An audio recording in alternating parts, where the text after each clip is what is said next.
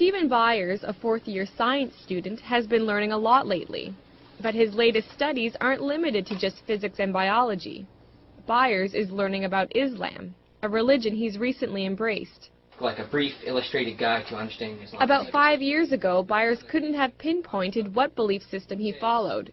He was raised a Christian, but Byers remembers feeling let down by his faith when bad things happened in his life.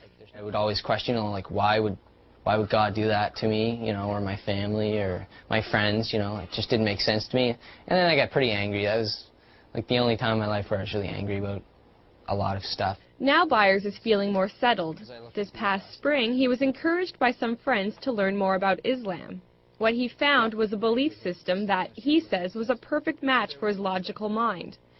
So in the summer, Byers spoke the Shahada, the testimony of faith that states Allah is the only God and Muhammad the last prophet of Islam. Once you say that line and you mean it in your heart and you're honest with yourself, you are a Muslim.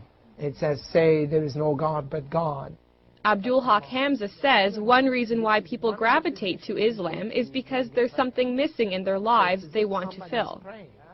Hamza is a science professor at University of New Brunswick and also president of the Fredericton Islamic Association. He says Islam reminds people that they need to step away from the material world in order to find peace from within. Because Islam tells you you have to pray 5 times a day.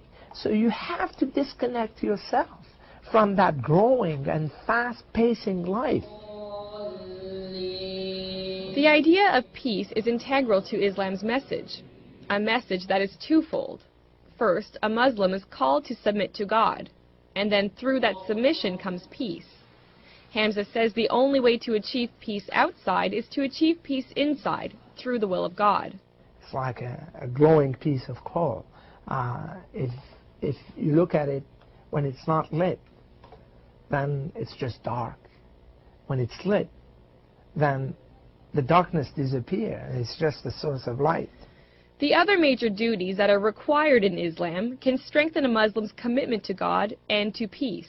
They include praying 5 times a day and reading Allah's Book of Revelations, the Quran, fasting in daylight hours during the lunar month of Ramadan, giving to charity, and, if you have the money, taking a pilgrimage to the holy city Mecca at least once in your life. Byers hasn't been to Mecca yet, but he did take part in the fast of Ramadan for the first time. Not eating that period of the day teaches you discipline, and it just, I guess, knocks you down a step and makes you realize, what it is like for those people that can't eat. This was just one of many firsts for Byers, but he says that still it's been easy to adjust to this faith. That's because he feels the fundamental values of peace, charity, and goodwill were already a part of his character. So just coming into it, I guess, would be just changing from the way I was to knowing that's how I was. Maybe it was more of a coming to understand the way I am. Islam is what is with you all the time. You were born with it. It's, in Arabic we call it fitra. It's that which is part of you. They started walking the walk of Islam when they were ready for it. Byers says it's important for people to learn a bit about Islam, even if it's nothing more than to clear away misconceptions that peg Islam as a religion of terror. Byers says if people incorporate the goals and aims of Islam into their lives, like him, they might find some peace they didn't even know they were searching for. Sarah Trainer, CBC News, Fredericton.